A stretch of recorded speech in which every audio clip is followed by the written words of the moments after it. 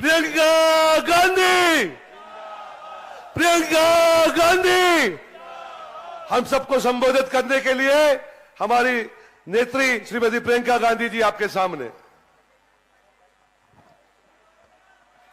सबसे पहले तो मेरी बहनें, आपका इस सभा में बहुत बहुत स्वागत। मैं जानती हूँ दूर से आई हैं, गर्मी भी है, तो आपने खूब कष्ट किया मेरी बातों को सुनने के लिए। इसके लिए मैं आपको धन्यवाद देती हूँ और आपका यहाँ स्वागत करती हूँ।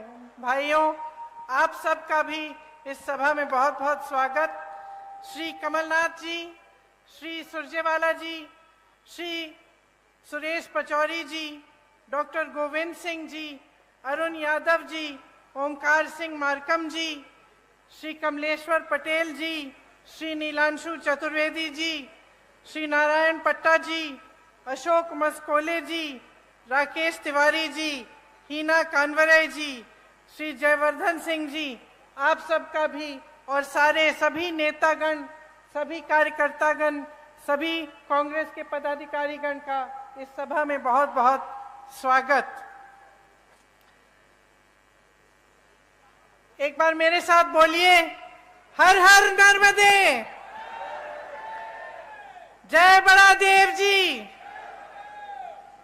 जय सेवा और जय जोहार। ये महाकौशल की भूमि है। आदिवासी संस्कृति, आप सबकी संस्कृति का ये आंगन है।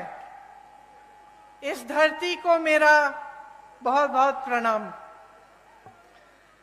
क्रांति दूत शंकर शाह जी, श्री रघुनाथ शाह जी, श्री हृदय शाह जी, श्री दलपत शाह जी, श्री टंटिया मामा जी, रानी दुर्गावती जी, रानी अहिल्याबाई जी, अवंतीबाई लोधी जी और रानी फूल कुंवर जी को मेरा नमन। ये एक ऐसी धरती है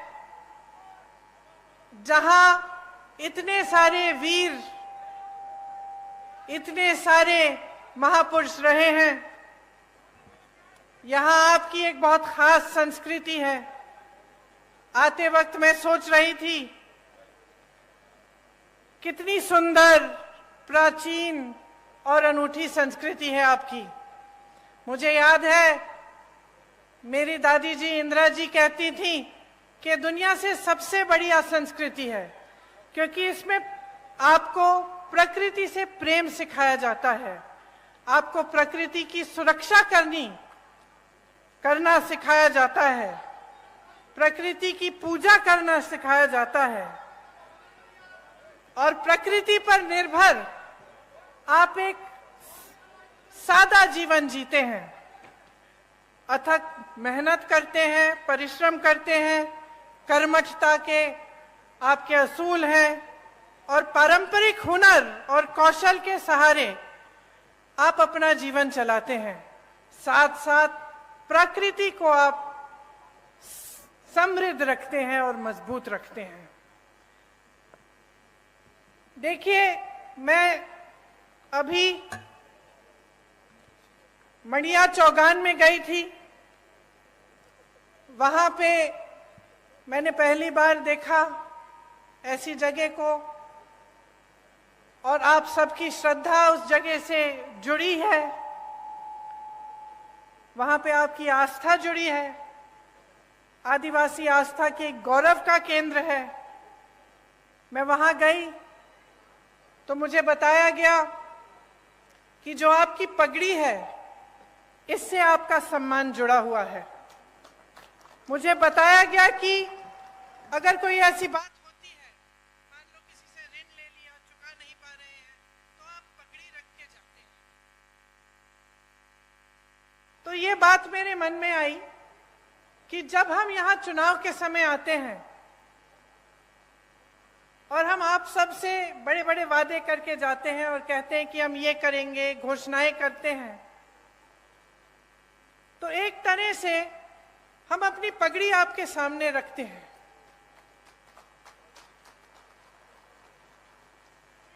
हम ये बात कर रहे हैं कि अगर हम ये नहीं पूरा करेंगे जो हम बातें यहाँ पे आपके सामने हम कर रहे हैं तो हमारा सम्मान जाएगा। तो आज इसी भावना से मैं आपके सामने खड़ी हूं। आपने कई वक्ताओं ने इंदिरा जी की बात की।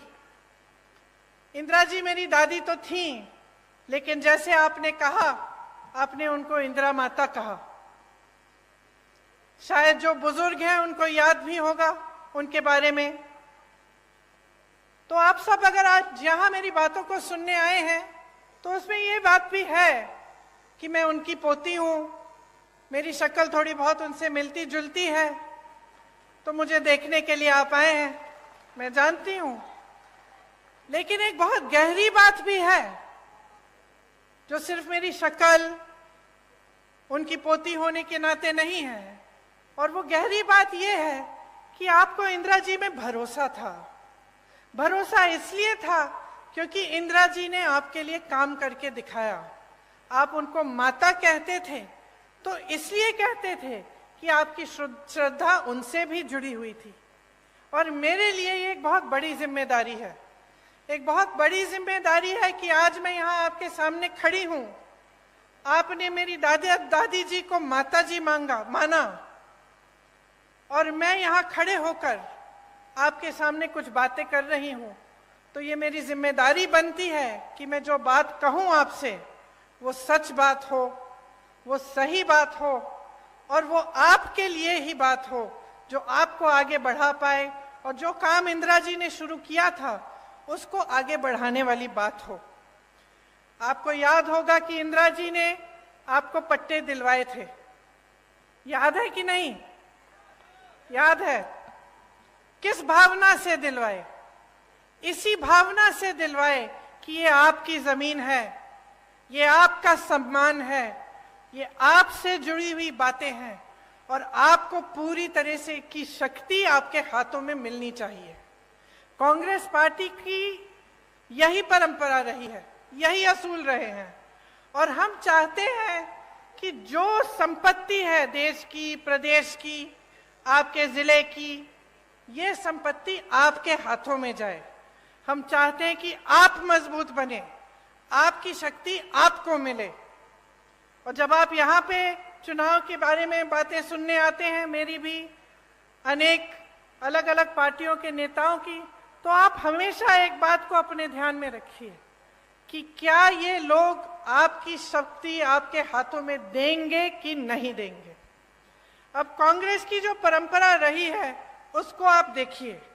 आपके लिए वन अधिकार का कानून लाया गया ताकि वन पर सबसे पहले आपका अधिकार बने, क्योंकि यही आपकी मूल संस्कृति रही है और एक तरह से मनुष्यता की मूल संस्कृति रही है।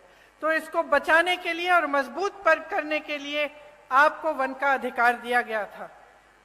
जो भी नेता यहाँ आता है, मैं जानती हूँ ये 3 शब्द बोल के जरूर जाता होगा, जल, जंगल और जमीन, है कि नहीं? बोलते हैं ना। लेकिन इसके नीचे क्या अर्थ है, इसको समझना बहुत जरूरी है। क्या नेता गहराई से बोल रहा है या आपके सामने एक जुमला बना के छोड़ दिया है? आपको मालूम होगा कि कांग्रेस की सरकार ने आपको ये वन अधिकार दिलाकर जल, जंगल और जमीन पर आपको अपना अधिकार लौटाया। मनरेगा लाए, मनरेगा से ग्रामीण रोजगार बने। जो पलायन की बात कमलनाथ जी ने की, पलायन किस लिए होता है? पलायन इसलिए होता है जब ग्रामीण रोजगार नहीं बनता, जब आपके इलाके में, आपके गांव में, आपके जिले में रोजगार नहीं मिलता, तभी तो बच्चा सोचता है कि घर छोड़ के बड़ी शहर में नौकरी ढूंढेगा, क्योंकि यहाँ नहीं मिल रही है। तो मनरेगा किस लिए बनाया गया था? आपको मजबूत बनाने के लिए, ताकि आपको रोजगार गांव में मिले, ताकि आपको पलायन करना नहीं पड़े। आज पलायन बहुत बड़ी समस्या है यहाँ की।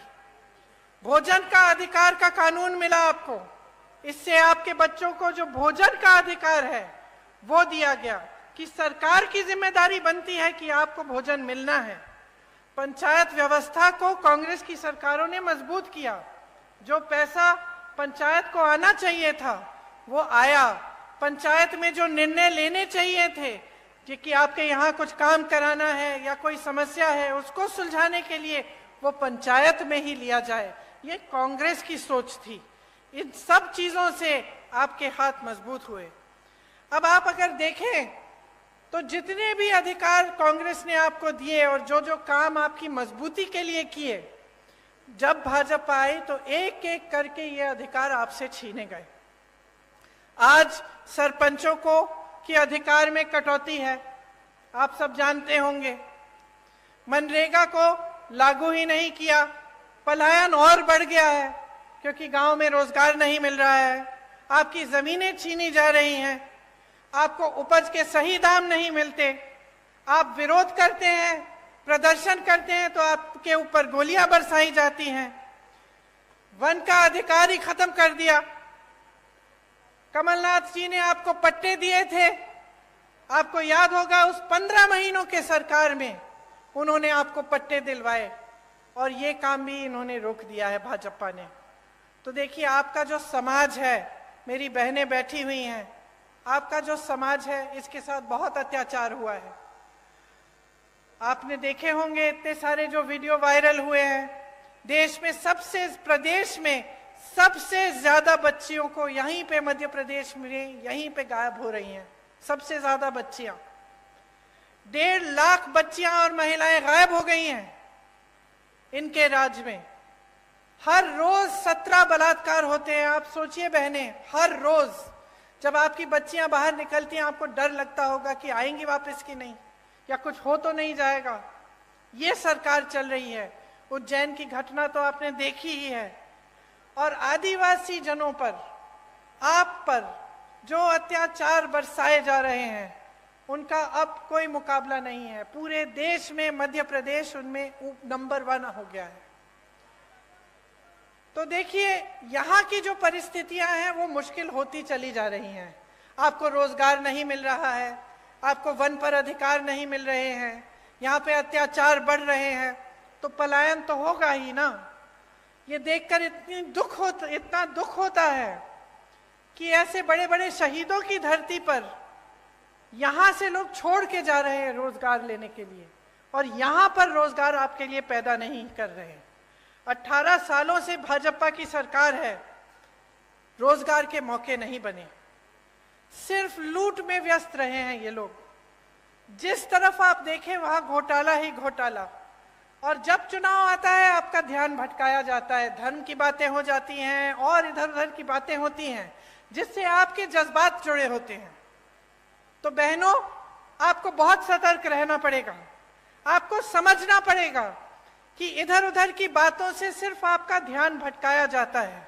और सबसे जरूरी बात यह है कि यहाँ पर महंगाई कैसे कम होगी, आपके लिए रोजगार कैसे बनेगा, आपकी संस्कृति का बचाव कैसे होगा, और आप यहाँ पर विकास कैसे आएगा ताकि आप यहाँ पे आगे बढ़ पाएंगे। यहाँ पे तेंदुपत्ता के बहुत सारे मजदूर हैं, आप जानते ही हैं, मुझसे अच्छी तरह जानते हैं कि कितना शोषण हो रहा है। तेंदुपत्ता चुनने का काम करने वाले भाई बहन दिन भर काम करते हैं, सुबह निकलते हैं, शाम तक सूरज के ढलने तक तेंदुपत्ते को चुनते हैं, बहुत मेहनत करते हैं, एक एक पत्ती की गड्डी बनाते हैं, फिर उसे ले जाकर बेचते हैं। महिलाएं पत्ता बेचने जाती हैं और देर रात तक नहीं लौटती, लेकिन इन्हें क्या सही दाम मिल रहा है तेंदुपत्ता का? आप बताइए। तेंदुपत्ता बोनस में भी भ्रष्टाचार किया हुआ है, अभी तक नहीं मिला। किस किस को मिला है बोनस? तो मिलेगा कैसे जब भ्रष्टाचार किया है इसमें? आप सोचिए, हर जगह भ्रष्टाचार कर रहे हैं। आपकी महिलाएं जाके तेंदुपत्ता रोज उसका काम करती हैं, उसको चुनने का काम करती हैं, सुबह से शाम तक काम करती हैं, रात को घर आती हैं, और बोनस में ये भ्रष्टाचार करते हैं, पैसे ये बनाते हैं, आपको सही दाम नहीं मिलता। आपको मालूम है कि छत्तीसगढ़ में 4000 रुपए मिलता है तेंदुपत्ता का दाम। यहाँ को धान का बोनस नहीं दिया। छत्तीसगढ़ में जहाँ कांग्रेस की सरकार है वहां सबसे ज्यादा धान का दाम मिल रहा है पूरे देश भर में। ये काम कर रही है कांग्रेस की सरकार। ये तेंदुपत्ते पर बोनस देने का काम किसने शुरू किया था आपको मालूम है? इंदिरा माता ने किया था शुरू। उन्होंने शुरू किया था।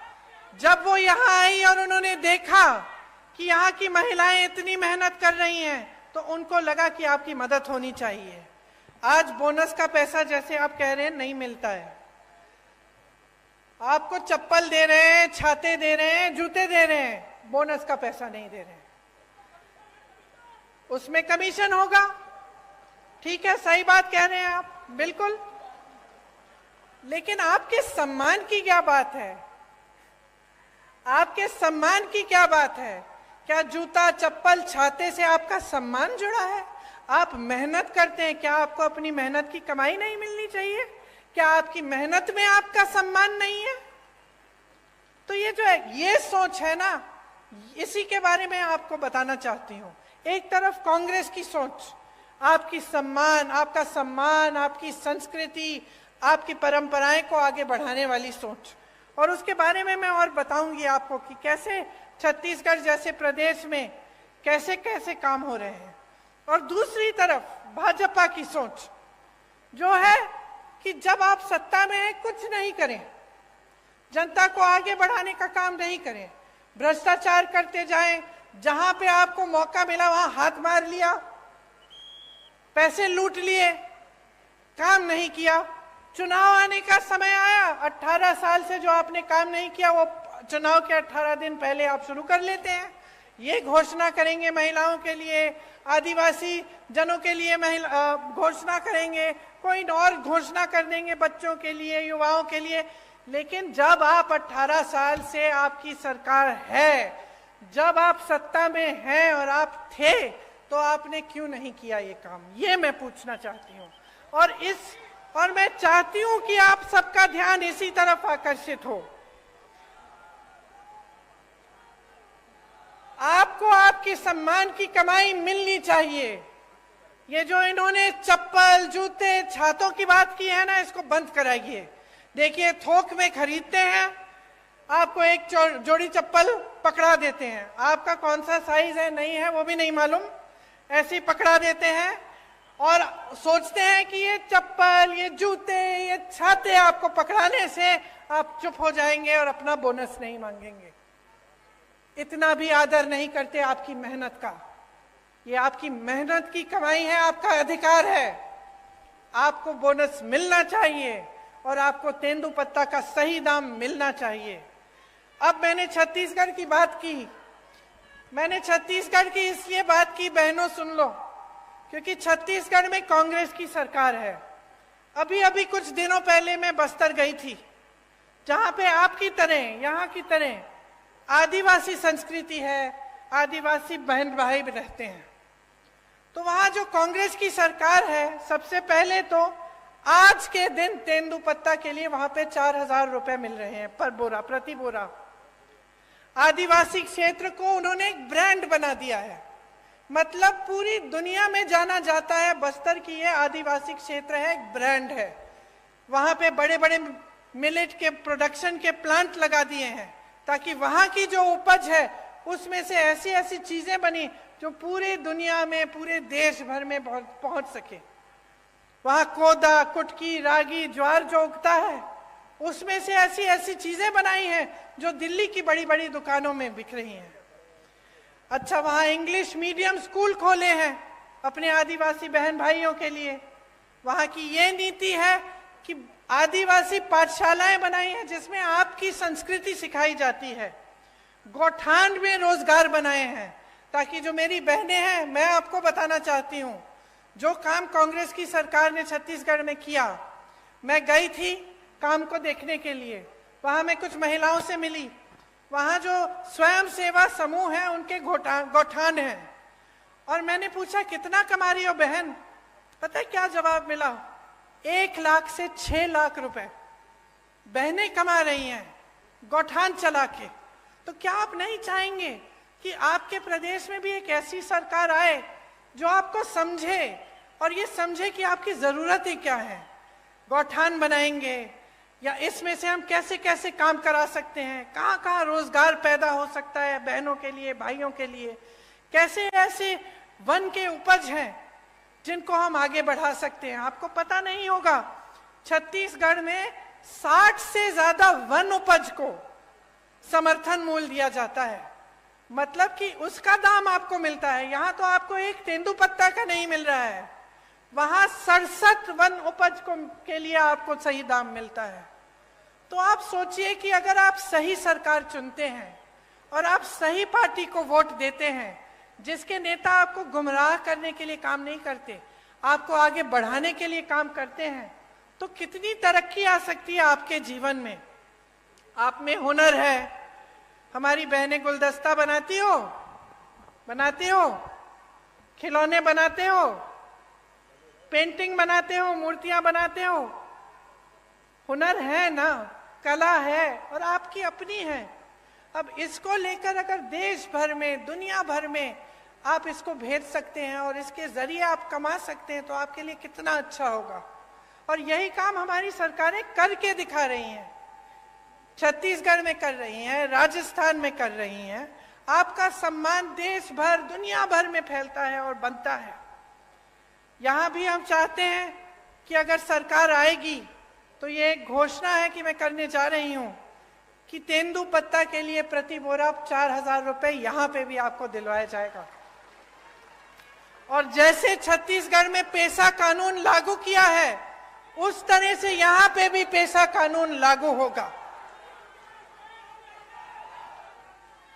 आपने तो देखा होगा कि आज मध्य प्रदेश में कैसी सरकार चल रही है। मेरे ख्याल से 225 महीनों की सरकार है और 250 घोटाले हैं। 18 साल से सरकार चल रही है, 22,000 घोषणाएं की हैं। मंडला जबलपुर की जो सड़क है 10 साल से बन रही है, 10 साल से। पहले 4 लेन की बन रही थी, अब 2 लेन की बन रही है, लेकिन 10 सालों में बना नहीं पाए। वही मैं कह रही हूं, ढंग से नहीं बनी है। आप आ जाइए ना मंच पे।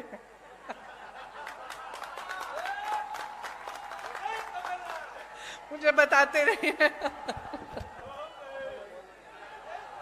यहाँ की सड़क की तो ये स्थिति है कि गडकरी जी जो मंत्री हैं, जो सड़क बनवाते हैं, उनको आकर माफी मांगनी पड़ी आपके सामने। ये बात है, आप सोचिए। इतने सारे घोटाले, बच्चों के पोषण में घोटाला, मिड डे मील में घोटाला, सर्व शिक्षा अभियान में घोटाला, स्कॉलरशिप में घोटाला, भर्ती परीक्षाओं में घोटाला। तो बच्चों का भविष्य क्या है? आप बताइए बहन, आप ऐसे कर रही हैं, क्या भविष्य है? आप अपने बच्चों के लिए मेहनत करती हैं कि नहीं? मेहनत करती हैं, मेहनत से उनका पालन पोषण करती हैं। तमाम दुनिया भर की समस्याएं होती है, लेकिन माँ बाप क्या चाहते हैं कि बच्चों की परवरिश ठीक ढंग से हो, बच्चे आगे बढ़े। लेकिन आपको अंधकार ही अंधकार दिख रहा है। जब आपके स्कूल में पोषण पर घोटाला हो रहा है, जब स्कॉलरशिप पे घोटाला है, जब भर्ती की परीक्षाओं में घोटाला है, तो बेचारा नौजवान करे क्या? स्कूल करता है, पढ़ाई करता है, अच्छे अच्छे अंक भी लाता है, आगे जाकर फीस भरता है, ट्यूशन करेगा, भर्ती परीक्षा के लिए तैयारी करेगा बेचारा। माँ बाप कभी कभी घर से बाहर भी भेज देते हैं, दूर कहीं पे ट्यूशन सेंटर में, किसी शहर के अंदर की, जा बेटा पढ़ ले, अच्छा भविष्य बनेगा। और फिर क्या होता है? उसमें घोटाला हो जाता है, हर स्तर पर घोटाला। तो बेचारा परीक्षा देता है, परीक्षा में पास भी हो जाता है, लेकिन नियुक्ति नहीं होती, क्योंकि घोटाला हो जाता है, सब कुछ बंद हो जाता है। तो जब अगली पीढ़ी, आने वाली पीढ़ी के लिए भी कुछ भविष्य में दिख नहीं रहा है, उम्मीद ही नहीं रही, तो आगे कैसे बढ़ पाओगे? आपका विकास कैसे हो पाएगा? सबसे बड़ा व्यापम का जो घोटाला हुआ यहाँ, पता नहीं कितने लोग मर गए उसमें, किसी ने इंक्वायरी, जांच तक भी नहीं कराई, और वही सरकार चली जा रही है। मां नर्मदा पे घोटाला, महाकाल में घोटाला, मंदिर में जो मूर्तियां लगाई हैं उस पर भी घोटाला। तो थक नहीं गए हो आप? थक गए हो ना? क्योंकि आखिर देखिए, जो नेता होते हैं राजनीति में आते हैं किस लिए आते हैं? ज्यादातर तो ये भावना रख के आते हैं कि कुछ सेवा करेंगे, आपको आगे बढ़ाएंगे, और आपको भी उनसे कुछ उम्मीद रहती है कि ठीक है, ये मेरे गांव का एक नेता है और मेरे लिए करेगा, है कि नहीं? लेकिन जब आपको दिखता है कि चाहे कुछ भी मंच पे आकर कुछ भी कह रहे हैं, आपको कुछ भी कहानियां सुना रहे हैं, लेकिन सच्चाई इनकी कुछ और है। जब आपको दिख रहा है कि सालों से, 10 सालों से आपकी सड़क नहीं बन पा रही है, जब आपको दिख रहा है कि यहाँ नर्मदा मैया में घोटाला हो रहा है, आपके बच्चे आगे बढ़ नहीं पा रहे हैं, यहाँ से पलायन करके चले जा रहे हैं बड़े बड़े शहरों में भटकते हुए नौकरी ढूंढने के लिए, तो क्या आप नहीं सोचते कि बहुत हो गया है, कि अब सरकार बदलने का समय आ गया है? जिन्होंने भ्रष्टाचार किया है उनको सबक सिखाने का समय आ गया है।